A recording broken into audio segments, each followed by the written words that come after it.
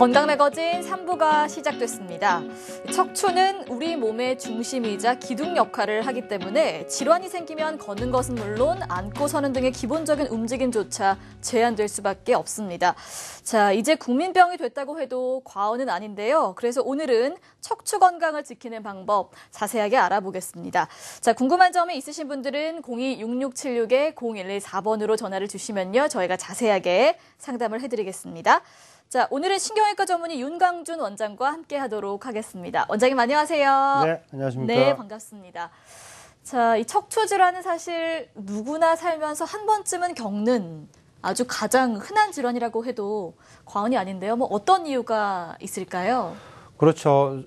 우리가 살면서 네.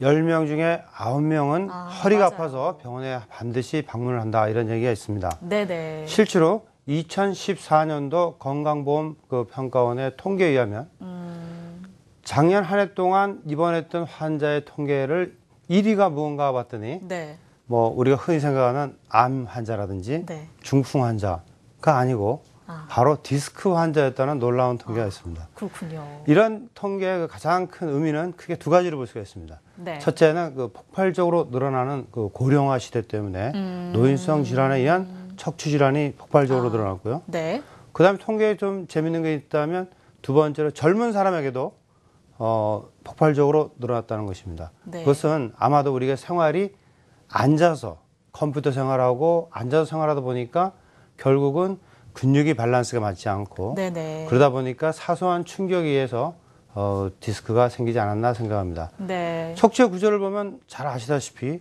우리 몸의 가운데에 있지 않습니까? 그렇죠. 가운데에 있어서 위에서부터 경추, 흉추, 요추로 일자를 구성되고 우리의 체중을 버텨주는 것인데 네. 이 버텨주는 구조가 결국 잘못 밸런스가 맞게 되면 디스크가 튀어나오게 되고 그렇게 되면 허리에 요통이 생기게 되고 추간판 탈출증이라는 것이 발생될 수가 있습니다. 네. 보시는 바와 같이 뼈와 뼈 사이에 물렁뼈가 하얗게 내려오는 신경을 누르게 되는 것이 바로 추간판 탈출증이라고 할 수가 있습니다. 네. 이러한 증상이 통틀어서 허리에 디스크라고 우리는 흔히 알려져 있죠.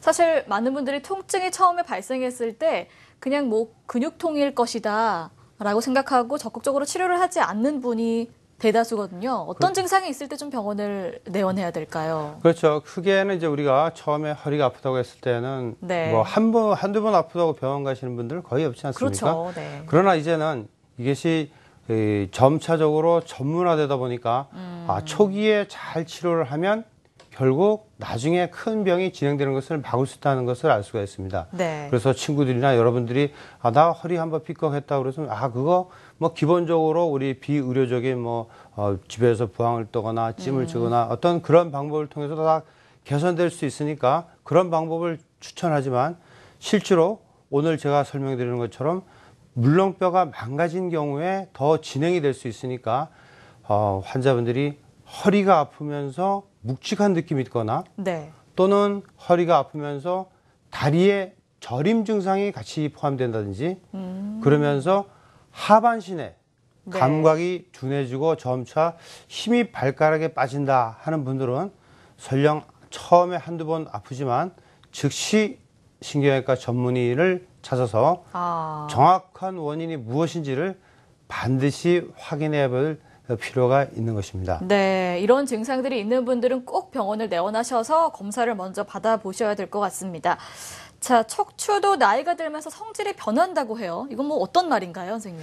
그렇죠. 네. 우리 MC 선생님도 네. 나이가 들면 여성들에게 가장 싫은 게 얼굴에 주름 아니겠습니까? 그렇죠. 네. 이게 바깥에 있는 얼굴에 주름이 생기듯이 우리 몸의 디스크도 운동성이 떨어지면서 주름이 생기는 현상이 가지고 산성화 작용이라고 합니다. 우리가 뼈와 뼈 사이에 있는 물렁뼈가 어떤 퇴행이 되게 되면 수분이 빠지게 되고 정상적인 디스크는 물렁뼈가 이렇게 잘 되어 있는 그릇에 담겨져 있는데 어떤 사소한 충격이나 퇴행에 의해서 주변에 싸고 있는 그릇이 크랙이 금이각이 생기게 돼 있습니다. 그 다음에 우리가 물렁뼈가 탈출하게 되죠. 탈출하게 되면 주변의 신경을 자극하게 되고 처음에 통증을 느끼게 됩니다. 이 통증 단계에서 적절한 치료가 된다 그러면 더 이상의 진행이 되지 않은데 네. 이 단계의 치료가 놓치게 된다면 보시는 바와 같이 염증의 정도가 점차 더 진행이 돼서 결국은 신경에 자극이 되게 됩니다. 이 신경에 자극이 되는 물질이 신경 독작용을 나타내기 때문에 이것은 두고두고 신경에 마비나 감각 이상을 호소할 수가 있습니다. 그렇군요. 점차 더 이 단계가 지나가게 되면 네.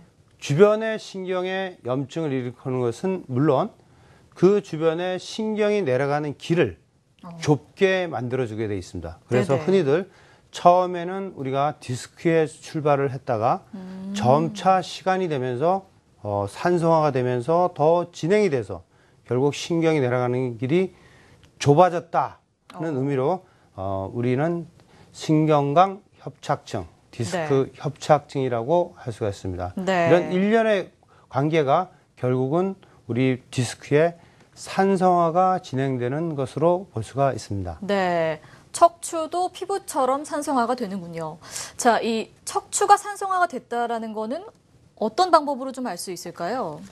과거에는 이제 이렇게 탐침을 이용해서 네. 주사바늘을 통해서 이 pH, 산도를 측정하는 것을 pH로 나타나는데 pH를 측정을 했습니다. 그러나 그것은 환자에게 바늘로 찔러야 되는 것으로 나타나는데 네. 이제는 MRI들을 통해서 보면 산성화되어 있는 것을 간접적으로 알 수가 있습니다. 왜냐하면 수분이 소실이 되고 정상적인 부분과 비정상적인 부분을 구분할 수 있기 때문에 화면을 보면 아시다시피 네. 뼈와 뼈 사이에 물렁뼈가 있는데 이것이 검게 변해지는 것을 가지고 네. 산성화가 진행된다고 볼 수가 있습니다. 그래서 네. 절대 값치를 계산한 다음 그 주변을 체크하면 pH가 6.9 또 pH가 6.8로 비교적 산도가 떨어져 있는 강알칼리성의 약알칼리성인 우리 신체의 디스크가 산성화가 진행된다는 것을 의미할 수가 있습니다. 이런 산성화가 진행되는 것은 왜 중요하냐면 네. 처음에는 모든 디스크의 전체가 산성화가 일어나는 것이 아니고 네. 한 부분에 국소적으로 산성화가 일어났다가 이것이 신경독이 계속 신경을 자극하다가 결국은 점차적으로 도미노 현상으로 여러 곳에 산성화가 진행되기 때문에 초기에 치료를 해야 된다는 것을 강조하기 위해서 제가 이 사진을 설명드리는 것입니다. 그렇군요. 산성화가 진행이 되면 디스크가 검게 변한다고 하셨어요. pH 7 이상이 되면 산성화가 진행이 됐다 이렇게 판단을 해야 되는 걸까요? 그렇죠. 우리가 정상 pH는 7.4 약알칼리성이 우리 몸의 약알칼리성인데요. 이것이 어떤 부분적으로 손상이 되면 그 부분이 점차 pH가 7.2 또는 7.0 이하로 떨어져 가지고 결국은 퇴행이 되면서 노화로 인한 약알칼리성인 인체 디스크가 산성으로 바뀌면서 결국은 디스크의 산성화가 더욱더 진행되면서 주변 신경을 자극하는 물질이 나와서 통증을 유발한다고 되어 있습니다. 네. 자, 디스크의 산성화에 대해서 오늘 자세하게 알아보고 있습니다. 자, 일단은 치료 방법이 가장 궁금한데요. 자, 어떻게 치료를 하시나요, 선생님? 우리가 이제 피부에 영양 크림을 주듯이 네. 그렇게 가볍게 생각할 수도 있지만 우리가 어떤 부분에 어느 정도의 디스크에 손상된 것을 미리 알게 되면 네. 그것에 주사를 통해서 중화제를 투여해 주는 것으로 치료는 간단하게 끝나게 되어 있습니다. 네. 우리가 이제 의료 기술들이 굉장히 발달해서 거의 미리 단위로 우리 신체의 조직에 접근할 수가 있습니다.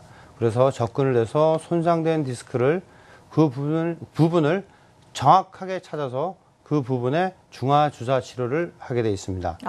그림을 한번 볼까요? 네네. 중화 네. 디스크 치료는 산도가 pH 7.2 이하인 경우에 병든 디스크를 미리 이제 어디 부분에 생겨 있는 것을 확인한 다음 거기에 주사를 바로 주입하는 방법입니다. 네. 이것은 이제 산성화 진행된 디스크를 정확하게 찾아서 치료하는 거기 때문에 다른 수술과 달리 신경 손상이나 출혈의 위험성이 거의 없다고 볼 수가 있습니다. 네. 그래서 흔히들 이런 디스크 치료를 하게 되면 화면처럼 이제 모니터를 보고 어느 부분에 손상된 것을 확인하게 됩니다. 네. 그리고 난 다음에 탐침을 주사 바늘을 이용해서 정확하게 집어넣게 되면 빨갛게 보이는 것이 탈출된 디스크와 그 주변의 신경에 그 손상이 되어 있던 것을 중화 주사를 투입함으로써 그것이 중화시켜줘서 통증을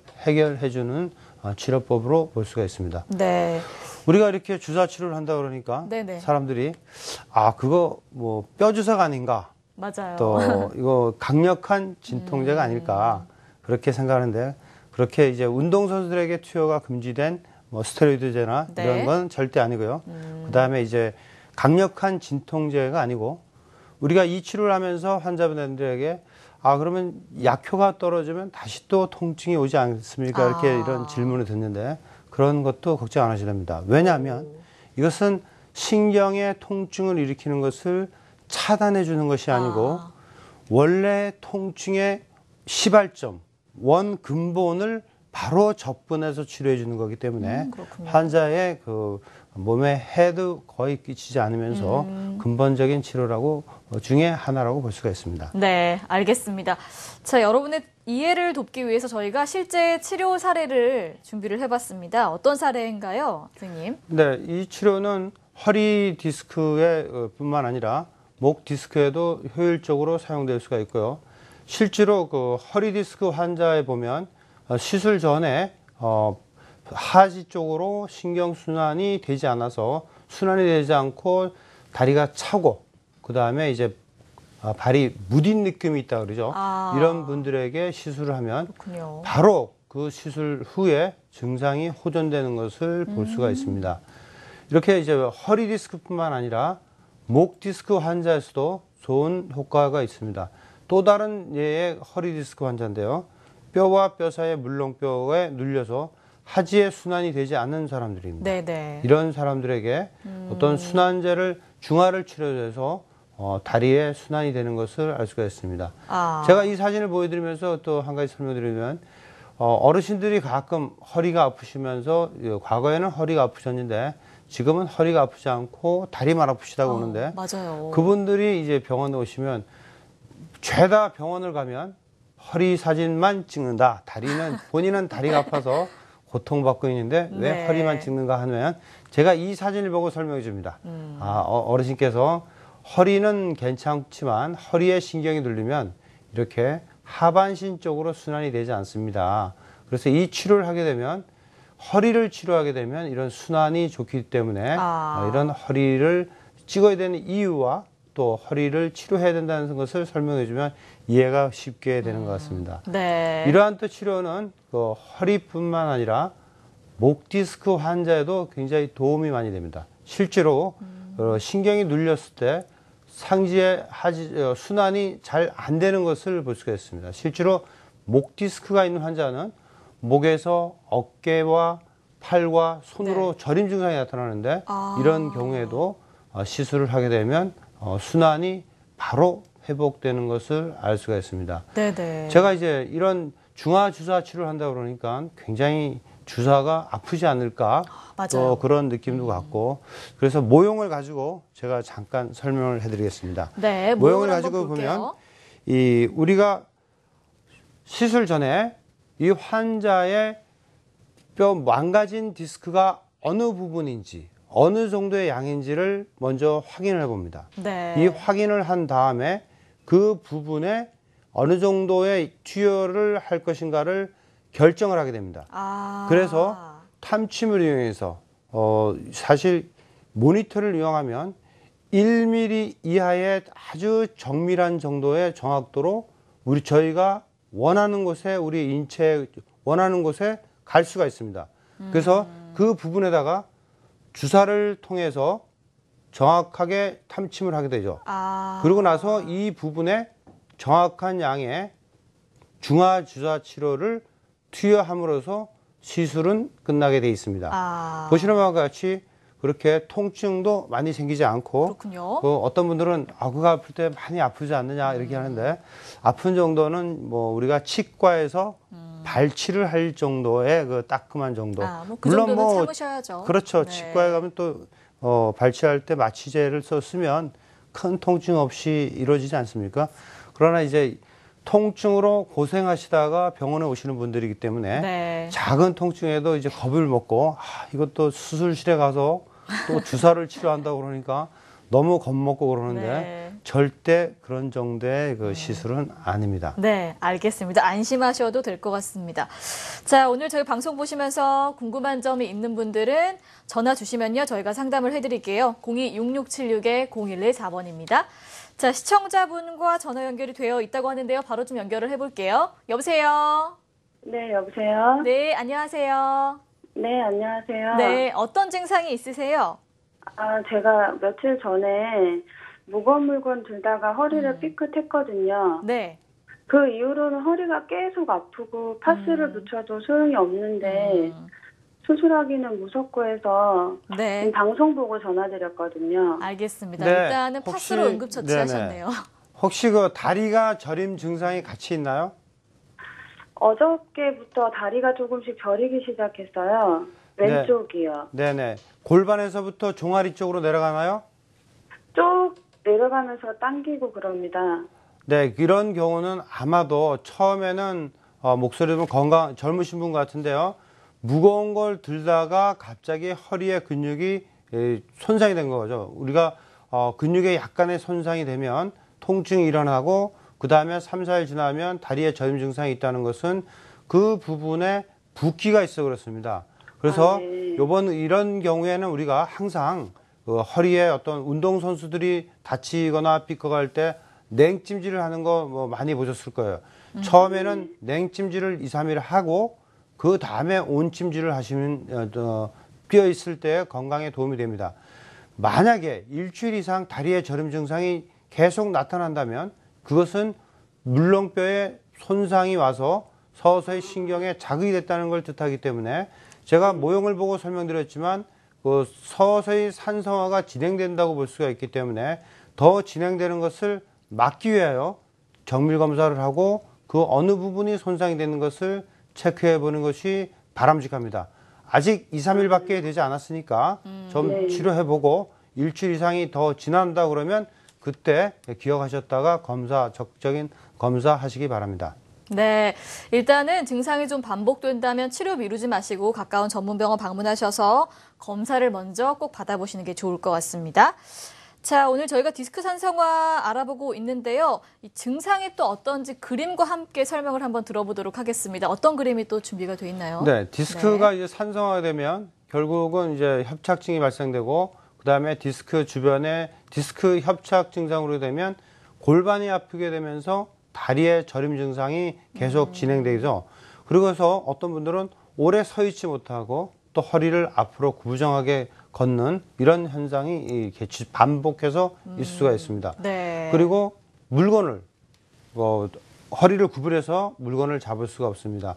그래서 또 간혹 이제 친구들이나 주변의 지인들이 허리가 좀 안 좋은 경우에 이제 전화를 저한테 하실 때 저는 반드시 누워서 네. 다리를 이렇게 들어보세요 이렇게 합니다. 그래서 다리가 한쪽이 잘 안 들린다고 하면 그것은 심각하게 디스크가 많이 튀어나와 있습니다라고 설명을 그렇군요. 드리기도 합니다. 네. 그러나 이제 더욱더 중요한 것은 우리 어르신들이 500m를 나눠서 걸어가요. 100m 가다가 쉬었다 하고 또 놀이터를 가시다가 걷다가 쉬고 걷다 쉬는 것을 반복하게 되는데 이것이 노인성에서 나타나는 대표적인 허리 디스크 협착 증상이라고 볼 수가 있습니다. 네.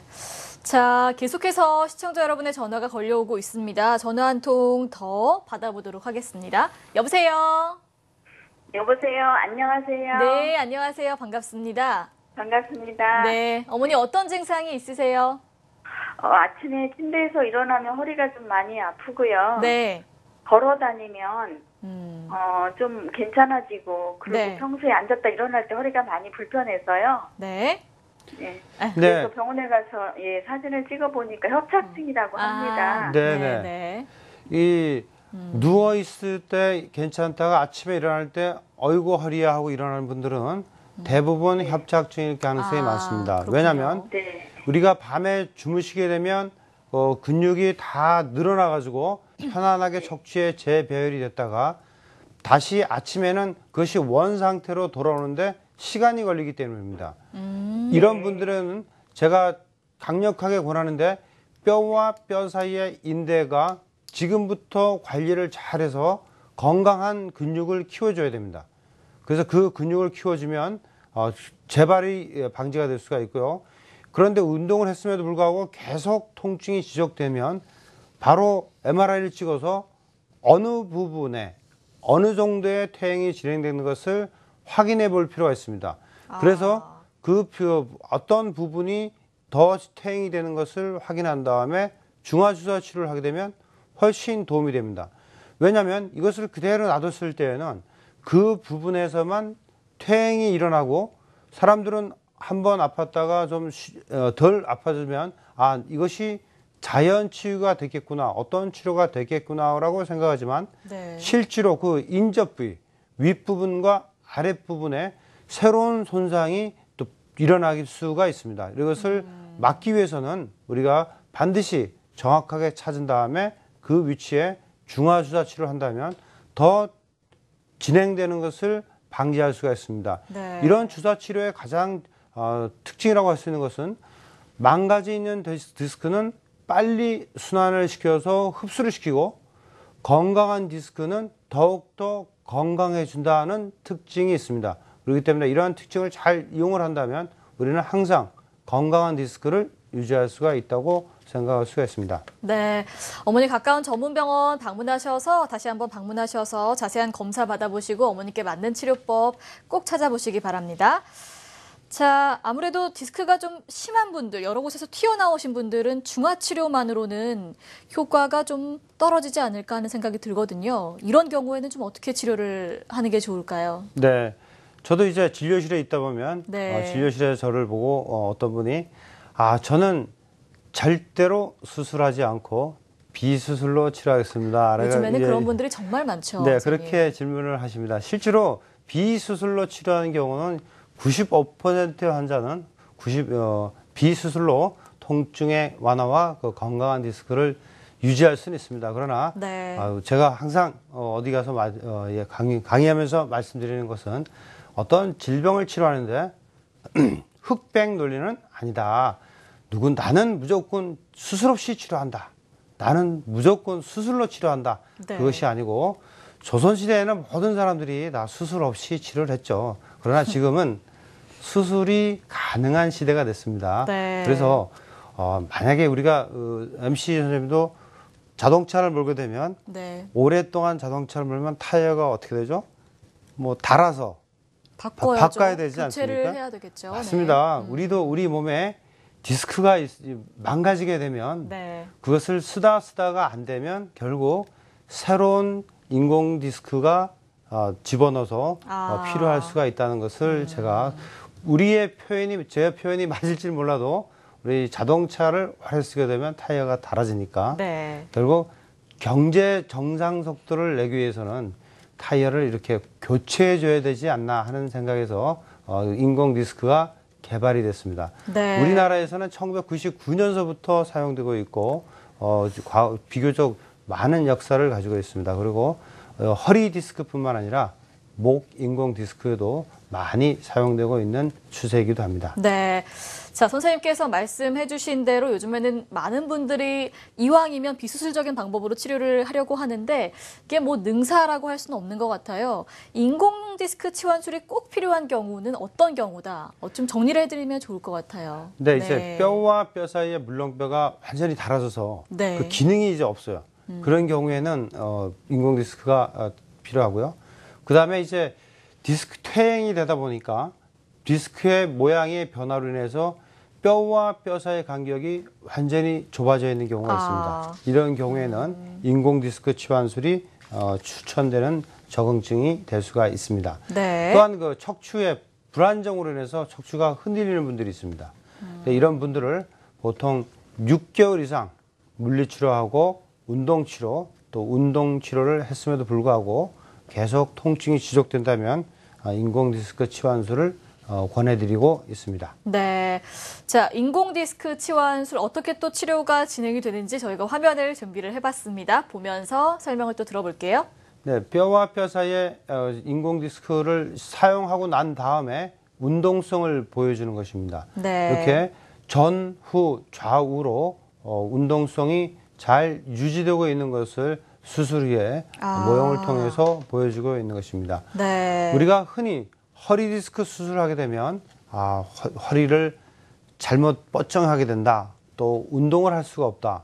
또는 뭐 경제 활동을 할 수 없다. 이런 맞아요. 이유 등으로 허리 수술을 피하지만 모형처럼 정말 척추의 운동성이 그대로 잘 유지될 수가 있다는 것을 보여주고 있습니다. 그래서 네. 수술을 너무 그렇게 꼭 필요한 경우에 환자에서는 수술이 도움이 될 수도 있다는 것을 설명드리는 것입니다. 네. 선생님, 수술 시간은 어느 정도 예상해야 될까요? 수술 시간은 뭐 거의 1시간 미만에 가능하고요. 네, 뭐 길지는 않네요. 네네. 그리고 이런 수술이 결국 우리가 흔히 통념을 깨뜨리는 것이 허리가 아파서 병원을 왔는데 네. 허리를 수술하는 것이 아니고 이 배를 통해서 수술한다는 것이 이 수술의 다른 점입니다. 우리가 허리의 근육은 잘 아시다시피 굉장히 튼튼하게 잘 보존돼야 될 근육 중에 하나인데 네. 허리 수술을 함으로써 그것이 손상이 되게 되니까 나중에 그 후유증과 또는 재활에 많은 문제점이 있었습니다. 그래서 이 허리를 통하지 않고 배를 통해서 척추에 접근을 해서 그 수술이 인공 디스크를 집어넣게 되는 것이죠. 흔히들 이렇게 배로 수술하니까 또 깜짝 놀라게 그러죠. 장이 다 나오고 뭐 이렇게 수술을 하지 않습니까? 네, 더 걱정을 하실 것 같다는 생각도 드는데요. 실제로 우리 몸은 우리가 옷을 입으면 겉옷과 중간옷, 속옷이 있듯이 우리의 조직도 피부와 그 안에 여러 겹의 막이 있기 때문에 그 막을 잘 통과해서 들어가면 장을 전혀 보지도 않고 접근해서 결국 척추에 접근하게 됩니다. 그래서 망가진 디스크를 다 제거한 다음 그곳에다 인공 디스크를 집어넣음으로써 수술이 끝나게 되게 돼 있습니다. 네. 자, 그러면 이번에는 실제 치료 사례를 좀 보여드릴게요. 자, 어떤 사례가 또 준비되어 있나요, 선생님? 실제로 이 사진은 신경외과 전문 의사가 겪었던 하나의 스토리입니다. 네. 이분은 신경외과 전문 의사로서 진료를 열심히 하시다가 세 곳에 일생 동안 디스크 수술을 받았습니다. 받았지만 계속 반복되는 통증으로 인해서 결국은 이제 인공 디스크 치환술을 저한테 와서 상의를 한 다음 처음으로 우리나라에서 세 곳에 인공 디스크를 했던 분이기도 합니다. 본인이 더 이상의 이제 통증에서 벗어나고 싶고 네. 또 본인 또 신경외과 의사이기 때문에 또 무엇보다도 이 장점을 알기 때문에 이분이 이제 수술을 받게 됐고 지금은 수술 받은 지 5년이 넘고 잘 진료실에서 여러 환자들에게 도움을 주고 있습니다. 네. 또한 이분은 이제 운전을 이제 업으로 하는 분인데요. 운전을 하다 보면 사람이 자꾸 들어갔다 나갔다 뭐 구부렸다 폈다 하는데 운전 중에는 별로 통증을 느끼지 않지만 네. 하차하거나 승차할 때 그 괴로움 또 누워서 일어날 때 그 괴로움 때문에 저한테 이제 수술을 권하게 됐죠. 네. 결국 두 곳이지만 수술 받고 결국 지금은 열심히 생업에 종사하고 있습니다. 네. 실제로 인공 디스크라고 하는 것은 우리의 구조를 정상적인 구조로 개선시켜 주는 것이기 때문에 환자분이 좀 더 편리함을 느낄 수가 있고 또 근본적인 치료가 될 수 있기 때문에 만족도가 상당히 많은 치료법의 하나라고 볼 수가 있습니다. 네. 자, 예후가 좋은 치료 사례 보여드렸습니다. 아무래도 인공 디스크를 삽입하는 그런 치료법이기 때문에 이물감이 좀 느껴지지 않을까 이 부분도 궁금해하시는 분들이 계실 건데요. 어떤가요? 그렇죠. 과거에 이제 허리 수술한다 그러면 굉장히 허리가 뻣뻣해지고 네. 또 이물감을 느낀다고 생각할 수 있지만 제가 이제 화면을 보고 설명을 드리면 과거에 수술한 법은 인공 디스크는 이제 움직임이 자유롭습니다. 그리고 주변의 척추 관절의 퇴행이 가능성이 인접 부위 증후군이라고 하는데 주위에 인접 부위 증후군이 올 가능성이 적고 그 다음에 복부의 최소 절개로 진행되기 때문에 안전하고 회복이 빠르다고 할 수가 있습니다. 네. 입원은 뭐 한 2, 3일 정도면 되고 일주일 후부터는 거의 정상적인 생활이 가능하면서 혹시 수술하게 되면 마취를 어떻게 할까 하고 걱정하시는 분이 맞아요. 있어요. 그래서 마취가 네. 전신 마취하면 어떨까 뭐 걱정하는 분이 있는데 실제로는 그 복부 마취, 그 하반신 마취만 해가지고 거의 깨어 있으면서 자기의 상태를 뭐 물어볼 수도 있고 그런 과정에서 수술이 진행될 수가 있습니다. 네. 자, 그리고 또 스포츠 좋아하시는 분들은 뭐 운동을 하는데 제약이 좀 생기지 않을까 이 부분도 걱정을 하실 텐데요. 뭐 수술 후에 몸을 써야 되는 부분은 어떤가요? 네, 전혀 문제가 없다고 봅니다. 그렇군요. 과거에는 사실 우리가 과거의 수술 사진을 제가 보여주면서 좀 인공 디스크하고 비교해보면 쉽게 이해할 수 있습니다. 융합술을 했던 사람들의 사진을 보면 뼈와 뼈 사이를 고정을 해놨습니다. 고정을 했으니까 처음에는 허리가 뻣뻣한 통증이 있으면서 결국 허리를 구부리지 못하게 되는 현상이 있죠.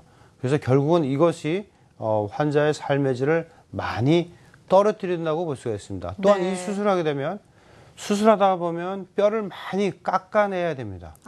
뼈를 많이 깎아내다 보면 결국 그 후차적으로 출혈이 생기고 출혈이 생기면 수혈을 해야 되고 그러한 이 연속적으로 일어나는 그 의학적인 불필요한 일들이 발생할 수가 있는데 네. 인공 디스크 치료술은 망가진 디스크만을 바로 제거를 한 다음 그 뼈와 뼈 사이에 바로 인공 디스크를 집어넣기 때문에 결국은 뼈를 깎지 않고 그래서 거의 수혈하는 경우가 거의 없는 경우가 있습니다. 네네. 그래서 흔히들 또 인공 디스크가 요새 인공 관절이 또 많이 알고 있으니까 네. 그분들이 인공 디스크가 그러면 얼마 동안의 수명이 있습니까 하는 물음을 갖는 사람도 있을 수가 네, 있습니다. 많이 궁금해하실 것 같아요. 그래서 보통은 이제 무릎 같은 경우는 이제 10년에서 15년이라고 얘기해서 그때마다 한번 다시 수술을 해야 되는 번거로움이 있지만 네. 이 허리에 척추에 인공 디스크 치환술은 거의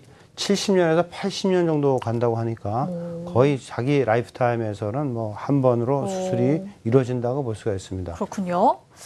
자, 알겠습니다. 오늘 저희 방송 함께 하시면서 궁금한 점이 있으신 분들은 전화 주시면요. 저희가 상담을 해드리겠습니다. 02-6676-0114번입니다.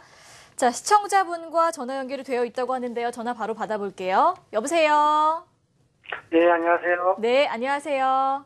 네, 안녕하십니까. 네, 어떤 점이 궁금하세요? 예, 허리가 있잖아요. 네, 한 3개월 됐는데, 네, MRI를 찍었습니다. 네. MRI를 찍었는데, 4번, 5번. 4번, 5번이 이 협착증에서, 디스크에서 협착증 돌출로, 요출로 해가지고, 그 판단이 나왔어요. 네네. 그래서 다리도 막, 허리라도 있고 우려지면서, 네. 이 허리를 막 바로 펴지도 못하고 이래가지고 한 달 정도 고생을 좀 많이 하면서 다시 정형외과를 한번 갔었어요, 그냥. 네. 꼬리 주사 있잖아요. 네네. 꼬리 주사를 한 4번 정도, 5번 맞았는데 네네. 허리는 조금 펴졌어요. 네네. 근데 이 다리에서 허리 쪽에 있잖아요. 네네. 그쪽에가 계속 발바닥부터 해가지고 장단지하고부터 해가지고 당겨가지고 네. 이 허리 부분하고요. 네. 서가지고 조금은 한 걸어갈 수는 있는데 네네. 많이 걷다 보면은 쉬었다 가야 되고. 구부릴 수 있으니까. 그러니까 아버님, 제가 사진을 보여준 것을 잘 기억을 더듬어 보면요. 예. 디스크가 튀어나오면 주변에 신경을 자극하는 염증이 생기고 그것이 점차 진행이 되면 신경이 내려가는 길에 이제 협착이 온다 그랬습니다. 예. 꼬리뼈로 주사를 맞으면 예. 신경이 내려가는 길에 염증이 해결이 됩니다. 예. 그래서 일부가 개선이 된 것이고요. 예. 그 다음에 제가 초반에 말씀드렸던 중화 주사 치료를 하게 되면 네. 적정량의 뼈와 뼈 사이의 물렁뼈에 중화 주사를 치료하게 되면 결국 염증이 사라지기 때문에 도움이 많이 될 수가 있습니다. 그래서 꼬리뼈 넣었던 그 선생님에게 디스크 뼈와 뼈 사이에 바로 넣는 중화 주사 치료를 한번 문의를 해보세요. 그러면 더 많은 도움을 얻을 수가 있을 것입니다. 네. 자, 오늘 저희 상담이 좀 도움이 되셨길 바라겠습니다. 계속해서 다음 시청자분 전화 또 받아볼게요. 여보세요? 네. 네, 안녕하세요. 네, 안녕하세요. 네, 어디가 가장 불편하세요? 저는요, 지금 병원을 계속 다녔는데도 별 효과를 못 봐가지고요. 네네. 이 팔목, 그 엄지손가락 있잖아요. 네네. 이렇게 바깥쪽으로 이렇게 자치면은 너무 아파서 못 와갖고, 이렇게 주방에서 이제 무슨 일을, 설거지 같은 걸 하잖아요. 네. 이 그릇을 돌리지를 못한 상태거든요. 어머니, 목에 어깨에서부터 손으로 절에 내려옵니까? 아니, 그런 게 아니고. 손가락, 엄지손가락만. 네, 엄지손가락이. 근데 이렇게 바람을 못 써요. 이게, 이 팔목 자체를. 그러니까 팔목에. 선풍기를 쐬잖아요. 네네. 막 이렇게 실 있고 통풍이 온다 그러나요? 네네. 예, 그 바람을 쐬지를 못 하거든요. 어머니 혹시 어느 쪽 손가락이죠? 오른쪽인가요? 왼쪽이요. 왼손잡이시나요? 오른손잡인데 왼쪽을 많이 사용을 해요. 네네. 많이 쓰는 쪽에 관절염이 온 것 같습니다. 그래서 뼈와 뼈 사이에 관절에 염증이 생긴 것이지 다행히도 목에서 오는 디스크는 아닌 듯합니다. 그래서 주변에 있는 그 정형외과나 신경외과 선생님한테 가셔서 관절에 대한 치료를 적극적으로 받아보면 도움이 될 것 같습니다. 네, 어머니 오늘 저희 상담이 도움이 좀 되셨길 바라겠습니다. 전화 주셔서 감사합니다. 자, 아무리 치료법이 좋아도 예방하는 게 참 중요할 것 같은데요. 이 디스크의 예방법, 또 자세가 상당히 중요하다고 들었어요. 어떤 점들이 있을까요? 이 디스크가 걸린 사람들은 우리가 흔히 속된 말로 부지런하고 또 바리바리 일을 하는 사람이 디스크가 걸린다. 이렇게 얘기를 하면서 절대 백수는 디스크가 걸리지 않는다. 이렇게 하면서 얘기를 합니다. 그것은 무엇이냐면 이제 우리 몸을 막 쓰고 또 무거운 거 막 들고 그러는 과정에서 근육이 망치게 되고 그 다음에 물렁뼈가 제대로 힘을 못 받는 상태에서 손상을 입기 때문에 그렇습니다. 항상 컴퓨터 생활을 하는 우리에게는 제가 항상 환자분에게 50분을 일하시고 반드시 5분은 쉬었다 가야 된다. 우리가 사실 운전면허 시험 볼 때도 꼭 1시간 운전하고 쉬게 돼 있지만 사람들이 잘 지키지 않지 않습니까? 그러나 이제 우리 건강한 운전을 위해서도 마찬가지고 또 건강한 우리 몸을 위해서도 반드시 50분간 한 컴퓨터상에서 일을 하신 다음에 5분 정도 가볍게 스트레칭을 해주는 것이 제일 중요합니다. 그 다음에 걷는 것을 걸으라고 합니다. 걸을 때는 3가지를 항상 권해드립니다. 빠르게 걸어라. 그리고 바르게 걸어라. 그리고 땀이 나게 걸어라고 제가 항상 강조를 합니다. 그래서 걷고 빠르고 땀이 나게 걸으면 결국 우리 척추의 밸런스가 잘 이루어지기 때문에 허리의 건강을 잘 유지할 수가 있습니다. 제가 오늘 그 허리 예방에 대한 이제 모형을 도면을 준비한 게 있는데 한번 보시면서 한번 자기는 어떤 자세로 항상 습관을 갖는가를 한번 잘 보십시오. 여러 가지 자세가 지금 자세가 나와 있네요. 있는데 항상 서 있을 때 항상 그 몸의 밸런스를 바꿔주는 거. 주부들이 설거지를 한다든지 부엌에서 일할 때 이런 자세를 항상 염두에 두시고 무조건 뻣뻣하게 서 있는 자세가 바르다고만 생각하는데 그것은 허리의 긴장도와 근육의 긴장을 높여주기 때문에 오히려 척추 건강엔 나쁘다고 할 수 있습니다. 물건을 들 때는 또 항상 가슴에 바짝 붙여서 하고 그 다음에 밑에서 물건을 들 때는 무릎을 살짝 구부려서 들어주는 그 센스 있게 드는 것이 제일 좋을 것으로 생각됩니다. 네네. 자, 요즘에 또 운동들 많이 하시는데 척추에 좋은 운동들 어떤 것들이 있는지 간단하게 또 소개를 부탁드릴게요. 네, 일단 5분 스트레칭이 있습니다. 항상 5분 동안 허리를 구부리고 또 물건을 잡는다든지 또는 반드시 누워서 다리를 든다든지 다리를 또 구부려서 하는 스트레칭 이런 운동들이 가장 좋은 운동 중에 하나라고 볼 수가 있습니다. 저는 뭐 평상시에는 그냥 일주일에 한 번씩 그 등산을 꼭 권장하게 됩니다. 등산이 척추에 좋나요? 그렇죠. 선생님? 등산 아무래도 그렇다고 뭐 에베레스트 산을 가는 건 아니고 아주 얕은 산을 감으로써 심신의 건강도 좋아지고 또 걸을 때 원칙 네. 바르게 걷고 빠르게 걷고 그다음에 어느 나이가 이상부터는 절대 뛰지 말라고 합니다. 뛰게 되면 관절에 오히려 무리가 가기 때문에 땀이 날 정도로 걸으라고 합니다. 네. 그리고 이제 산에 가시게 되면 제가 항상 주변 사람들에게 얘기합니다. 사람들은 힘겹게 올라갔다가 네. 내려올 때는 무지 빨리 내려옵니다. 맞아요. 이것이 바로 척추뿐만 아니라 관절에 손상을 제쳐가는 좋지 것입니다. 않군요. 왜냐하면 내려올 때는 체형이 올라갈 때는 우리가 체형이 좀 안정화된 상태에서 체형이 올라가는데 내려올 때는 체형이 좀 바뀐 상태에서 빠르게 내려오다 보면 무리한 관절과 척추 건강에 나쁘게 되어 있습니다. 그래서 올라갈 때 시간만큼 네. 내려올 때도 천천히 내려와야지만 허리 근육이 생기는 것이지 빨리 내려온다고 해서 근력의 밸런스가 생기는 것은 아니다는 것을 제가 항상 강조하고 있습니다. 네, 등산하시는 분들은 꼭 참고하시면 좋을 것 같습니다. 자, 오늘 이 시간 신경외과 전문의 윤강준 원장과 함께했습니다. 원장님 오늘 감사합니다. 자, 계속해서 실력과 명성을 갖춘 좋은 의사들을 만나보는 시간입니다. 굿닥터스 함께 보시죠.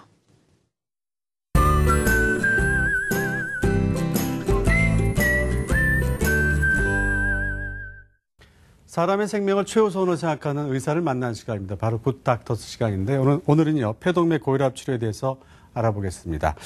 말씀해 주실 주인공을 화면을 통해서 만나보시겠습니다.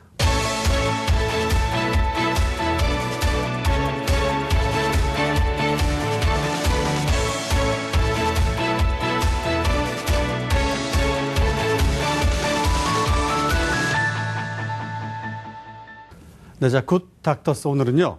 충북대학교 병원 순환기내과 이주희 교수님 모시겠습니다. 네, 안녕하세요. 네, 안녕하세요. 반갑습니다. 네, 더운데 먼 길 오셨습니다. 감사합니다. 네, 폐동맥 고혈압 저희는 몇 회째 하고 있는데 잘 몰라요 사람들이. 그래서 늦게 와서 치료를 하기 때문에 의사로서 치료하다 보면 좀 많이 안타까움이 있으실 것 같아요. 그런 경험 있으시죠? 네, 맞습니다. 예. 사실 진료실에서 보다 보면 대부분의 환자들이 진단이 빨리 되는 환자가 굉장히 적고요. 예. 보통은 2년에서 3년 정도 이제 증상이 생긴 지 한참 지나고 나서 진단이 되는 데다가 그러니까요. 그렇게 늦게 진단이 되신 분들도 이제 나는 내 병을 잘 안다. 예. 나는 치료 방법이 없다. 이렇게 주장을 하시면서 치료를 거부하시는 분도 어허. 있고 예. 덜어는 아주 드라마틱한 반응이 바로 안 나타나면 이제 질의 치료를 좀 포기하시는 분들도 있어서 네. 의사로서 좀 아쉬운 부분이 많이 있는 질환입니다. 네, 근데 이 환자들이 제일 관심사가 뭐냐면요. 치료법이 뭐냐 도대체. 어디까지 개발돼 이거거든요. 어떻습니까? 폐동맥 고혈압의 치료는 세 가지로 나뉠 수가 있는데 첫 번째는 아주 예전부터 시행해 오던 이제 보조 치료, 전통적인 치료법이고 두 번째가 약물 치료, 폐동맥 고혈압의 특이적인 약물을 쓰는 거고 세 번째가 수술적 요법입니다. 네. 근데 그 관심이 폐동맥 고혈압에 대한 질환이 생긴 지도 얼마가 되지 않았지만 최근 한 10년 정도 사이에 정말 약에 대해서는 눈부신 발전이 있었기 때문에 예. 이제 굉장한 치료에 대한 뭐 소위 혁명이라고까지 할 수가 있습니다. 네. 그래서 첫 번째 말씀드렸던 전통적인 치료에 대해서는 이제 한 뭐 4, 50년 전부터 꾸준히 있었던 치료 방법인데 이제 가장 대표적인 게 산소 치료입니다. 네. 그래서 이제 산소가 부족한 폐동맥 고혈압 환자들에서는 장기적인 산소 치료를 하는 게 이제 환자의 생존율도 높이고 삶의 질도 좋아진다고 돼 있기 때문에 예. 장기적으로 산소를 쓰는 게 좋은데 실제 우리나라에서도 이제 몇몇 회사들을 통해서 가정산소 서비스를 이제 활용할 수 있도록 이렇게 돼 있고요. 산소 마시는 거 얘기하는 거죠? 네, 집에서도 할 수가 있습니다. 그래서 그거 외에도 이제 하지 부종이나 호흡 곤란을 좀 완화하기 위해서 이뇨제를 쓸 수가 있고요. 예. 그리고 디곡신이라는 강심제 계통 약도 보조적으로 쓸 수가 있고 네. 이제 혈관 안에 피떡이 좀 생기지 않도록 하는 이제 항응고제까지도 쓸 수가 있습니다. 예. 자, 그럼 수술은 어떻게 진행이 되나요? 그 수술적 치료는 아주 진행된 폐동맥 고혈압 환자 같은 경우에는 심장폐 동시 이식을 한다던가 예. 이제 폐이식을 하는 경우가 있기도 하고요. 폐동맥 고혈압도 원인이 굉장히 다양한데 일부 원인에서는 수술적 치료를 해주는 게 환자의 예후나 증상이나 이쪽에 도움이 된다고 되어 있기 때문에 예. 이제 경우에 따라 다를 수가 있어서 수술에 관해서는 담당 의사 선생님과 상의를 먼저 하시는 게 맞습니다. 예.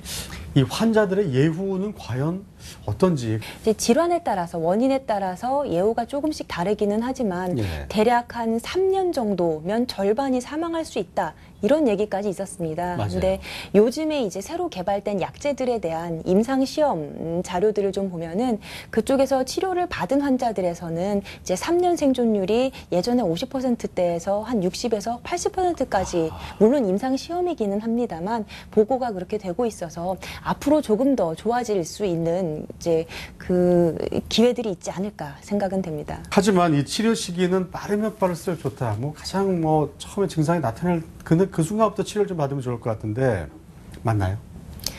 네, 맞습니다. 그래서 그 경증 혹은 거의 증상이 없는 아주 경도의 폐동맥 고혈압 환자라고 할지라도 결국에 그냥 두게 되면은 자연 치유라는 게 없기 때문에 결국 병이 진행을 하게 되고 나중엔 증상이 더 심해지는 경우가 많아서 아주 이른 시기에 진단이 되면은 치료를 하는 쪽으로 대부분의 의사들이 권고를 하고 있고 실제 연구된 자료에 의해서도 좀 이른 시기에 치료를 받은 사람일수록 질병이 진행을 하는 경우가 좀 더 적고 나중에 네. 생존율도 더 좋더라라는 자료들이 나와 있어서 일찍 치료를 받는 것을 저희는 권해드리고 있습니다. 이 정도의 질환이면 국가에서도 좀 지원을 좀 했으면 좋겠다는 생각이 개인적으로 드는데 약값하고 약제비 뭐 이런 것들 있잖아요. 진료비.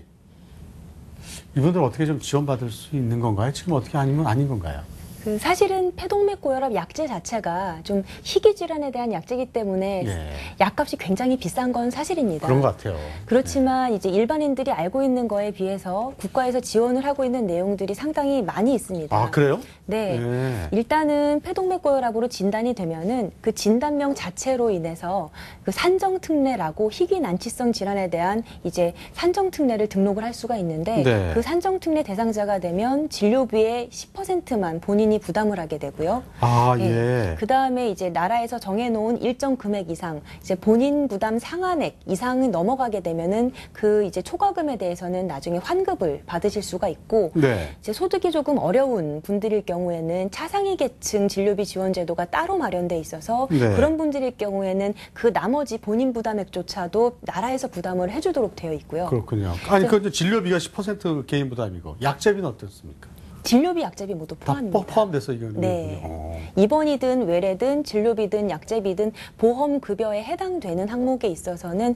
네. 모두 나라에서 지원이 가능하고 그 앞서 말씀드린 세 가지에 해당이 안 되는 환자분들이라 할지라도 예. 보건소 같은 데서 지원을 하고 있는 희귀 난치성 질환 진료비 지원 사업이 있습니다. 예. 그래서 거기에서는 이제 재산 기준이나 소득 기준이 조금 완화가 되어 있기 때문에 예. 그 기준에 맞는 분들이 생각보다 많아서 이제 보건소 쪽에서 진료비 지원을 받으실 수가 있고요. 네. 예, 질환의 중증도에 따라서 일부 환자들은 장애인으로까지 심장 장애인으로 등록이 되기 때문에 그럴 경우에 진료비 혜택은 좀 더 쉽게 받으실 수가 있습니다. 그럼 장애인 그 판정을 받는 건가요, 이렇게 되면? 네, 이제 뭐- 물론 중증도가 심한 사람에 한해서기는 하지만 예. 심장 장애인으로도 등록이 가능하십니다.